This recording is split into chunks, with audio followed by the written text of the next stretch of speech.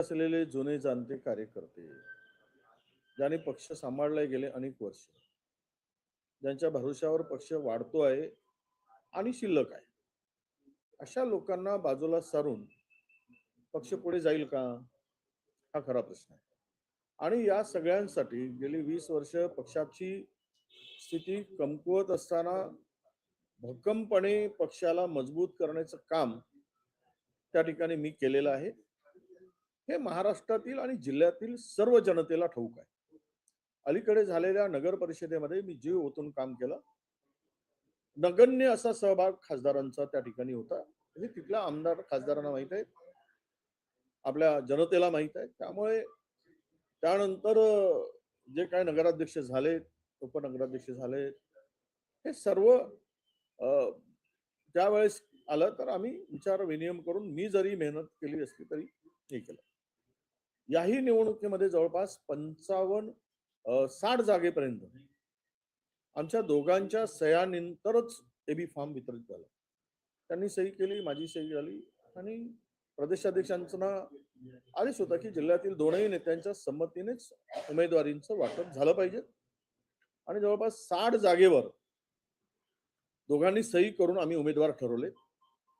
6 जागेमध्ये ज्यावेळेस प्रश्न आला त्यावेळेस वसंतराव पुरकेजी त्यांच्याकडे गेलेत आणि त्यांनी फार तांडव करून माझ्या जवळच्या जे शिवानीताई बरोबर लोकसभेच्या उमेदवारीसाठी गेले, त्यांच्या तिकिटासाठी त्यांनी प्रचंड आग्रह धरला त्यांचे तिकीट कापायसाठी आणि ते सक्सेस झालंय. मी फार उगीच भांडण पक्षातला काहीतरी वाढवू नये म्हणून मी शांत राहिलो आणि त्यातील 2 लोक निवडून आले आणि त्यामुळेही प्रचंड नुकसान पक्षाचं त्या ठिकाणी झालं. आणि मला वाटतं की मला वाटतं कुठलंही भांडण नाही, त्यांचा गैरसमज आहे. मी काय मेहनत घेतली आणि मी कुणाच्याही दरवाजात कुठल्याही नगरसेवकाला बोलवलं नाही, म्हणजे गेलो नाही. स्वतःहून ते नगरसेवक तिथे आले. आता हायकमांड येईल, त्या नगरसेवकांना प्रत्यक्ष विचारेल की कोण कोणाला घेऊन गेले. शेवट नेतृत्व खासदार झाले म्हणजे काही जिल्ह्याचे किंवा लोकसभेचे मालक ठरत नाहीत. तेथील कार्यकर्त्यांना सांभाळणं हे नेत्यांचंही काम आहे आणि खासदारांचंही काम आहे. आम्ही गेली 25 वर्ष जिल्हा सांभाळतो आणि अशा वेळेस थोडा संयम ठेवून काम करावं लागतं. प्रत्येक कार्यकर्त्याला पटत नसेल तरी तो माझा विरोध केला उमेदवारीला म्हणून त्याचं तिकीट कापणं आणि त्याला बाजूला सारणं, हे सुद्धा जुन्या कार्यकर्त्यावर वैचारिक मतभेद असू शकतात. पक्षाच्या दृष्टीनं विचार करणं अत्यंत महत्वाचं असतं, परंतु तो विचार मला दिसत नाही. तर जुना इतिहास जर मी काढायला गेलो तर कारण मीच आणलंय त्यांना, बाळू धानोरकरजींना पक्षामध्ये प्रवेश करण्यासाठी सुरुवात मीच केली आणि प्रवेश झाला. आता प्रतिभांना येऊन सुद्धा 6 वर्षच झालेत, पण अख्खा जिल्हाच माझा आणि मी म्हणेल तसं होईल असं होणं शक्य नाही. कोणी ते कुठल्याही पक्षाचं नेतृत्व ते मान्य करणार नाही. सगळ्यांना मिळून मिसळून काम करावं लागतं, तेव्हाच रिझल्ट येतो. 2 शब्द बाजूला आपण तिखट बोलण्यापेक्षा संयमाने बोलणं हे अत्यंत आवश्यक असतं असं मला वाटतं. काल ज्यांनी जे काही स्टेटमेंट केलं असेल त्यामध्ये त्यांच्या गैरसमजातून झालेलं ते स्टेटमेंट असावं. त्यांचा काहीतरी गैरसमज झाला आहे खासदारांचा आणि भविष्य खूप मोठं आहे त्यांच्याकडे, त्यांच्या वयानुसार राजकीय संयम ठेवून बोलावं. उलट मी जर असं म्हटलं की जे नगरसेवक आहेत त्यांना जर सोडलं तर सर्वच नगरसेवक माझ्याकडे येतील. एक 2-4 सोडलेत, पण आपल्याला तसं करायचं नाही. कोणाला स्वतः खासदार जाऊन त्यांना जबरदस्तीनं गाडीत बसवून आपल्या घरी घेऊन गेलेत, हेही त्या लोकांना माहित आहे. त्यातील अनेकांनी मला फोन करून सांगितलं. मी म्हटलं की तिथे ते नेले तरी ते खासदार आहेत पक्षाचे, तुम्ही जबरदस्ती नेऊ की तुम्ही कशाने नेऊ, पण ते जाऊ देत. कारण शेवट आपल्याला एकत्र यायचं आहे आणि एकत्र येऊनच तो चंद्रपूरचा मेयर आपल्याला करायचा आहे, ही त्यामागची आमची भूमिका होती. कालही होती, आजही आहे.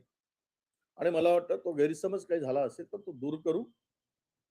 आणि मी तर म्हटलं की जे काही नगरसेवक आहेत ते एकत्र बसतील नेत्यांची गरज नाही. नगरसेवक एकत्र बसून हायकमांडच्या बरोबर बसून कोण महापौर ठरवायचा, कोण गटनेता ठरवायचा, ते त्या संघाने सांगतील आणि त्याप्रमाणेच करावं लागेल. उद्या माझ्याकडेही लोक संशयाने बघतात, मी पक्ष सोडून जाईल.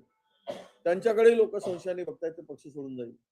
अशी अफवा होतात, चर्चा होतात. आम्ही नेते लोक उद्या पक्ष सोडून जाऊ, पण कार्यकर्ता मात्र जमिनीवर असतो. तो पक्षाचा आधार असतो. हे कोण कुठे पडतील कोणाचाच भरोसा नाही, आमचाही नाही, कोणाचा नाही. कारण आजच्या परिस्थितीमध्ये असं लोकांचा समज आहे, तो फार मोठा गैर लोकांमध्ये तशी चर्चा आहे. आम्हाला आमच्यापेक्षा नेते गेलेत हव्यावर, पण कार्यकर्ता जिवंत राहिला पाहिजे, तर तो पक्ष जिवंत असतो. आणि म्हणून माझी भूमिका या सत्तांमध्ये नगर परिषदांच्या निवडणुकीमध्ये सुद्धा तीच राहिली आणि महानगरपालिकेमध्ये सुद्धा जवळपास मी 20 सभा त्या ठिकाणी घेतली. वार्डात मी फिरलो. आमच्या ताई म्हणतात की महिनाभराच्या नाही 15 दिवसापूर्वी तर ताई तिकडे चंद्रपूर आपला दिल्लीलाच होत्या, प्रतिभाताई. आणि त्यामुळं त्यांनी केला प्रयत्न, नाही केला असं नाही, त्यांनी मेहनत केली, मी पण मेहनत केली आणि दोघांनी मेहनत करून आलेला तो निकाल आहे. आणि माझा मतदारसंघ म्हणजे मला कोणी ठरत नाही. कोणाच्याही मतदारसंघात, माझ्याही मतदारसंघात येऊन थोडासा जातीचा विषय काढून विधानसभेच्या निवडणुकीच्या पूर्वी त्यांनी जे काही केलं ते मी विसरून गेलो आणि आम्ही एकत्र आलो. मला खूप त्रास झाला त्याचा. समाजामध्ये गैरसमज निर्माण केला गेला की इथे कोणीही झालं तरी कुणबी समाजाचाच माणूस निवडून आला पाहिजेत विधानसभेत, असं म्हणून माझ्या मतदारसंघात मेळावा घेतला. पण लोकांनी, समाजाने अशा फालतू गोष्टीला विश्वास ठेवला नाही आणि फालतू गोष्टीकडे लक्ष दिलं नाही आणि फालतू अशा चर्चेवर लोकांनी लक्ष देऊन मतदानही केलं नाही. त्यामुळे त्या ठिकाणी माझा विजय झाला. मला सगळ्या समाजाने मतदान केलं. त्यामध्ये कुणबी समाजाचा सुद्धा प्रचंड मोठा वाटा त्यामध्ये आहे. परंतु असाच समज एखाद्या खासदारांनी एखाद्या आमदारांच्या मतदारसंघात जाऊन जातीय विष ओकणं, म्हणजेच खासदार धानोरकर काय फक्त एका समाजाच्या भरोशावर आला असं समज करून घेणं ते चुकीचं आहे. पण या ठिकाणी मला एवढंच सांगायचं की झालं गेलं गंगेला मिळून आपल्याला एकत्र येऊन पुढचा महापौर करावा लागेल. समज गैरसमज असतील ते काढावं लागेल आणि पक्षासाठी एकत्र येऊन लढावं लागेल. ही भूमिका आपल्याला आता पुढे घेऊन जायची आहे, या मताचा मी आहे. आपण आता बोलले की अफवा सातत्याने येत असतात की तुम्ही पक्ष सोडून जाता, तुम्ही किंवा त्या यांचा उगम कोण करताय, आपण आता बोलले धानोरकर पक्ष सोडून जाणार आहे अशी चर्चा त्या मतदारसंघात आहे, त्याच्यामुळे तुम्ही असं म्हटलं का? नाही, आमच्याही संदर्भात अशा अफवा होतात, त्यांच्याही संदर्भात येत असतात. त्या अफवांना काही अर्थ नसतो. जर तसं असतं तर जीव ओतून आम्ही अंगावर घेऊन या निवडणुकामध्ये काम केलं नसतं. आम्ही भाजपाला फार होईल असं वातावरण निर्माण केलं असतं. पण आमची भूमिका गेली 20 वर्ष 25 वर्ष अनेक प्रलोभनं मला मिळाली, अनेक आश्वासनं, अनेक जण माझ्या दरवाज्यात आले. पण मी माझ्या भूमिकेशी, माझ्या पक्षाची मी प्रामाणिक इमानदार आहे. मी यापूर्वी स्टेटमेंट केलं की मी जहालात जाईन पण भाजपमध्ये जाणार नाही. ही माझी भूमिका आहे. आपण भूमिका स्पष्ट केली, पण खासदार मॅडम बद्दल आपण नाही, तुम्ही अर्धवट ऐकून मला विचारताय असं मला वाटतं. मी असं म्हणालो की सगळ्यांच्या संदर्भात अशा चर्चा, अफवा येत असतात, परंतु कार्यकर्ता हा जो आहे तो आहे तिथेच राहतो. त्या कार्यकर्त्याला दुःख होणार नाही, त्याच्यावर अन्याय होणार नाही, ही आपली सर्वांची जबाबदारी असते. त्यामुळे नेते येतील जातील, पण कार्यकर्ता जोपासतो तो खरा नेता असतो. कार्यकर्ता पक्षाचा आत्मा असतो. आज बैठक होणार होती, प्रदेशाध्यक्ष तुम्ही, धानोरकर आणि कुणाल चौधरी, त्या बैठकीचं काय झालं, होणार आहे की नाही होणार? नाही, मला अजून निरोप मिळाला नाही, पण आज बैठक होणार आहे, प्रदेशाध्यक्ष येणार आहे आणि यामध्ये मला वाटतं की चांगला मार्ग निघेल. अजूनही आमच्याकडे बहुमत कुठे आहे? आमच्याकडे 30च आहे, 3 अपक्ष धरून. आम्हाला अजून 4ची आवश्यकता आहे. 4 लोक यायला तयार आहेत, आमच्या बरोबर जोडायला तयार आहेत. 4 नाही 8 लोक जोडायला तयार आहेत. त्यांच्याबरोबर बोलणी माझी प्रत्यक्ष सुरू आहे आणि ते पक्षाच्या किंवा आयडिओलॉजीशी सगळे मिसळणारे आहेत. ते भाजपकडे जाणारी कोणी नाही. 2 बंडखोर ते पण भाजपकडे जाणार नाही. ते काँग्रेसच्या अनेक वर्षापासून काम करतायत. मला वाटतं आणि वंचितचे 2 आहेत आणि उभाटाचे 6 लोक आहेत आणि एक बीएसपी आहे. ती सर्व मंडळी काँग्रेस सोबत राहील असं त्यांनी आम्हाला विश्वास दिला आहे. तो प्रदेशाध्यक्ष आज नागपुरात येणार नाही अशी माहिती आहे, त्यांची माहिती येणार नाही. दुसरं प्रदेशाध्यक्षांच्या सूत्राकडून असं कळतंय की जर हा वाद इथे मिटला नाही तर मग दिल्लीला जाईल, दिल्लीचे नेते सोडवतील चंद्रपूरचा वाद. नाही, तिथपर्यंत जाण्याची गरज नाही. प्रदेश मला वाटतं की निरीक्षक पाठवून द्यावेत. सगळ्या नगरसेवकांना 1 to 1 विचारावं. एकेकाचे प्रत्यक्ष नगरसेवक काय म्हणणं आहे त्यांचं ऐकून घ्यावं आणि त्या पद्धतीनं कोणत्याही नेत्याचं न ऐकता, नेता काही पक्षाचा मालक नाही. कोणी जर स्वतःला मालक म्हणून मिरवत असेल तर कार्यकर्त्यांनी अशांचं थोबाड रंगवलं पाहिजे. तो मी असो की दुसरा असो. मालक कोणी असू शकत नाही. मालक पक्षाचे कार्यकर्ते आहेत आणि त्यांना विचारलं पाहिजे, नगरसेवकांना विचारलं पाहिजे आणि त्या पद्धतीने तो निर्णय झाला पाहिजे. एकत्र त्यांना सगळ्यांना घेऊन जावं, विचारावं, चर्चा करावी असं माझं मत आहे. भाऊ, काल प्रतिभा दानोळकर असे म्हणाले की जर माझ्या बाजूने निर्णय झाला नाही तर आम्ही सर्व सामूहिक राजीनामे देऊ. कोणीच राजीनामा देणार नाही. त्यांच्याबरोबर 3-4 नगरसेवक आहेत. तेही भाजपमधून आलेले काही नगरसेवक आहेत जे घोटेकर आहेत. तिथे विधानसभेच्या निवडणूक लढलेल्या 90,000 मतं घेतलेल्या माणसाची तिकीट जबरदस्तीने कापून घोटेकर नावाच्या भाजपमधून आलेल्या नगरसेवकाला त्याच प्रभागात तिकीट दिली, त्याचा प्रभाग बदलवला. त्यावरही खूप शंका लोकांमध्ये आहे. त्यामुळं एक कुठेच नगरसेवक कोणाच राजीनामा द्यायचा प्रश्नच नाही. राजीनामा कोणीही द्यायला तयार नाही. या सगळ्या दबाव तंत्राचा वापर आहे. उद्या जर सोडले सगळे नगरसेवक माझ्याकडे येतील. मला पूर्ण विश्वास आहे, कारण माझ्या नेतृत्वामध्ये त्यांचा विश्वास आहे. हो, तुम्ही भाजपची बी टीम आहे, सुधीर मुनगंटीवार जो दावा करताय की आमचा महापौर बनेल तो तुमच्या शब्दांमुळे करता, असा देखील दानोळकरांनी तुमच्यावर गंभीर आरोप केला. नाही, कोण बी टीम आहे कोण ए टीम आहे हे निवडणुकीच्या निकालामध्ये सिद्ध झालेलं आहे. कोणाच्या विरुद्ध कोण बोलले, कोण आपला तोंड बंद करून शिवून ठेवले होते विरोधात बोलताना, हे त्या चंद्रपुरातील जनता जाणते आहे. कोण कोणावर टीका केली, कोण कोणावर आरोप केला आणि विरोधी सत्ताधाऱ्यावर तुटून कोण पडला, हे चंद्रपूर नव्हे महाराष्ट्र जाणतोय. त्यामुळे अशा फालतू गोष्टीकडे मी लक्ष देत नाही.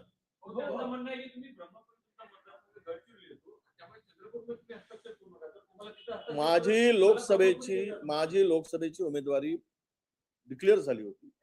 मी माझ्या मुलीसाठी लोकसभा मागितली होती. ते म्हणले की तुम्ही लढा, पण मला विधानसभा लढायची. लोकसभेचा क्षेत्र कोणाचा आहे, मी नेता आहे आणि जिल्ह्यात मी 25 वर्ष झाले काम करतोय. ज्यावेळेस दानोरकरांचा उदय नव्हता, ते पक्षात नव्हते, आता तर 6 वर्षापूर्वी आले आणि त्यांनी म्हणायचा माझा लोकसभा आहे, त्यांनी हस्तक्षेप करू नये. मी जोपासलेल्या कार्यकर्त्याच्या भरोशावर पहिल्यांदा भाऊ दानोरकर खासदार झाले, हे कधी विसरू नये. आज जे भाऊ पडले त्यांचे 25,000च मतं घेतले, डिपॉझिट गेली.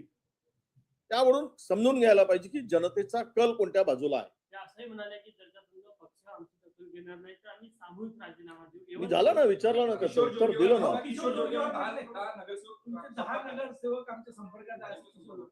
तो किशोर जोरगेवारचेच नगरसेवक आमच्या संपर्कात आहेत. तो खोटं बोलतोय. कोणतेही काँग्रेसचे नगरसेवक त्यांच्या संपर्कात नाही, ही अफवा पसरवतोय. सर्व नगरसेवक आमचे सुरक्षित आहेत, आमच्या बरोबर आहेत. वडेट्टीवारकडे 15 नगरसेवक आहेत, 12 नगरसेवक हे दानोळकरकडे आहेत. दोन्ही गटातले नगरसेवक हे भाजपच्या संपर्कात असल्याचे म्हणण्या कार्यकर्त्यांना कोंडून ठेवण्यात आलं. काही नाही, सगळ्यांचे फोन सुरू आहेत, सगळ्यांचे मोबाईल सुरू आहेत, माझ्याकडचे तरी सुरू आहेत. आता मला माहित नाही त्या 12 नगरसेवकांचे आहेत की नाही, ते तुम्ही संपर्क करा. भाऊ, आज जर बैठक झाली की प्रदेशाध्यक्ष येणार नाही तर मग पुढचं पाऊल काय असेल, कधी तोडगा निघेल ना तोडगा. निवडणुकीच्या पूर्वी तोडगा निघेल. महापौर काँग्रेसचा होईल. सगळे लोक काँग्रेस बरोबर येतील. काँग्रेस एकत्र राहील, हा मला विश्वास आहे. काल प्रतिभा दानोळकर असं बोलले की तुम्ही त्या 15 लोकांना जबरदस्ती रॅलीतून उचलून देणार. नाही, माझ्या कोणताही समर्थक रॅलीत गेला नाही. स्वतः खासदार रॅलीमध्ये जाऊन हात पकडून पकडून अर्ध्या रॅलीतून उचलून नेले. हे संपूर्ण शहरात माहित आहे. मी कधी घरचा आलो नाही ना, माझा कार्यकर्ता कोणी गेला नाही. स्वेच्छेनं सगळी पत्रकार मंडळी बसून होती. त्यांच्या पुढे बॅगा घेऊन घेऊन चंद्रपूरचे लोक पत्रकार पूर्ण बसून होते. बॅगा घेऊन घेऊन स्वतःहून ती सगळे नगरसेवक आले की भाऊ आम्ही तुमच्या बरोबर आहोत आणि तुम्हीच इथे महापौर करू शकता, हा मला विश्वास आहे. तुमच्या मेहनतीचं हे फळ आहे असं त्या नगरसेवकांनी सांगितलं. हो, त्यांचा हा देखील आरोप आहे की या वादाची सुरुवात विजय वडेट्टीवार यांनी केलेली आहे, असं तुम्हाला नाही, वादाची सुरुवात कोणी केली म्हणण्यापेक्षा कोण काय म्हणू देत ते आरोप. वादाची सुरुवात कोणी झाली हे चंद्रपूर जिल्ह्यातील जनतेला ठाऊक आहे आणि त्यावर अधिक बोलण्याची गरज नाही. हो, आज सुप्रीम कोर्टात सुनावणी आहे आरक्षणाबाबत, ओबीसी आरक्षणाबाबत. आज ओबीसी आरक्षणाचा निकाल जर झाला तर अनेक महापालिकेमध्ये ओबीसीचं आरक्षण कमी होईल. मग छाती बळवून घेणाऱ्यांना उद्या जनता जाब विचारेल की तुम्ही ओबीसीचं आरक्षण कमी का होऊ दिलात. फार सांगत होता की ओबीसीचा अन्याय करणारी काँग्रेस आहे, यांनी ओबीसीचं आरक्षण कमी केलं. ज्यावेळेस कोर्टाच्या आम्ही ओबीसी आरक्षणाच्या संदर्भात ज्या निवडणुका लांबणीवर टाकल्या आणि कोर्टामध्ये याचिका होती त्यावेळेस जसं 2022 मध्ये 21-22 मध्ये जिल्हा परिषदेच्या निवडून आलेल्या अनेक सदस्यांचं सदस्यत्व रद्द झालं, त्याचं खापर सुद्धा आमच्यावर फोडण्यात आलं. म्हणजे हे सगळं त्यांनी करायचं आणि खापर आमच्यावर फोडायचं. उद्याचा निकाल 22 तारखेचा निकाल, उद्या अनेक नगरसेवकांचे नगरसेवक पद जर अतिरिक्त ठरवून निघाले तर या पापाचे वाटेकरी हे आणि हे सगळं जे काही आहे याला जबाबदारी ही भारतीय जनता पक्षाची राहणार आहे आणि घोर फसवणूक ओबीसीची झाल्याचं ओबीसी बांधवांच्या लक्षात येईल असं मला वाटतं. शिवसेना कुणाची याची पण सुनावणी आहे.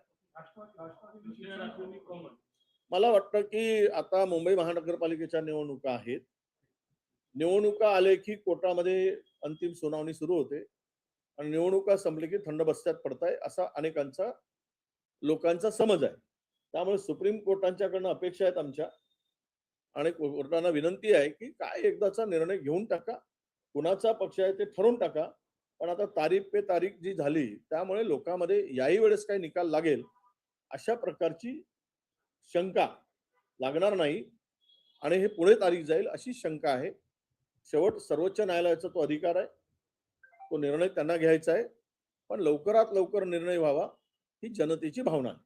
चंद्रपूरच्या कार्यकर्त्यांना भीती वाटते की दानोरकरांच्या पुढचा निर्णय घेतील, पुढचं पाऊल उचलतील, त्यामुळे भाजपचा फायदा होईल. या शंकेबद्दल तुम्हाला काय? नाही ना, अजिबात काही भाजपचा फायदा होत नाही. माणसं येतात जातात, कार्यकर्ता आहे त्या ठिकाणी राहतो. मी सांगितलं यापूर्वीच, नेते काय आलेत, आता मी आलो दुसऱ्या पक्षातून, ते दुसऱ्या पक्षातून आले, ते आता आले. मी 25 वर्ष काम करतोय. मृतावत असलेल्या पक्षाला मी जिवंत केलंय, मेहनत केली, घाम गाळलं, सर्व केलं. बँक आणली, बँक कोणामुळे गेली? भाजपच्या ताब्यात. त्याला जबाबदार कोण आहे? जनतेतली लोक, चंद्रपूर जिल्ह्यातील जनता हे सगळं बघत आहे ना. त्यांना माहित आहे कोणाशी कोण हातमिळवणी करून बँक घालवली. त्यामुळे मला त्यावर अधिक वाद वाढवायचा नाही आहे. पण कार्यकर्ता आहे तो कार्यकर्ता आहे तिथेच आहे. कोणी राजीनाम्याचा वगैरे कार्यकर्त्यांच्या डोक्यात अजिबात विश्वास होऊ शकत नाही. आता हे जर मी निवडणुका जिंकलोच म्हणतायत तर त्यांनी ज्या आपल्या समर्थकांना उमेदवारी दिली ते सर्व समर्थक का पडलेत निवडणुकीत? सर्व समर्थक पडलेत आणि त्यामुळे फटका बसला पक्षाला. ते का निवडून येऊ शकले नाहीत? की जनतेमध्ये त्यांचा काय विश्वास आहे की नाही हाही प्रश्न जनता विचारते. मग सत्तेच्या उंबरठ्यावर चंद्रपूरमध्ये पोहोचले असताना दोन नेत्यांच्या वादात सत्ता तर हाती जाणार नाही ना अशी भीती एक निर्माण झाली आहे. नाही नाही, सत्ता वगैरे काही जात नाही. हे वाद छोटासा वाद आहे. हा वादावर पडदा टाकला जाईल आणि आम्ही टाकू. मुंबईतल्या सत्ता स्थापनेमध्ये शिंदेनी महापौर पद मागितलं असं अजून तोडगा निघालेला नाही. काय वाटतं? हो, अशी पण माहिती आहे की शिंदे काल रात्री दिल्लीला जाऊन काही भाजप नेत्यांना भेटून आलेले आहेत. काय असं आहे, ते मुंबईची सत्ता 25 वर्ष सेनेच्या हातात होती. तेथील अनेक नगरसेवकांना वाटतं की भाजपाचा महापौर झाला तर आमचं भविष्य अंधकारमय आहे असं त्या नगरसेवकांचा समज आहे. अशी माहिती आमच्याकडे आहे आणि त्यामुळं कदाचित शिंदे सेनेला वाटत असेल की उद्या महापौर भाजपचा होऊ नये, आमचा व्हावा अशी त्यांची इच्छा असेल आणि त्या इच्छेसाठी कदाचित शिंदे साहेब दिल्लीला गेले असतील.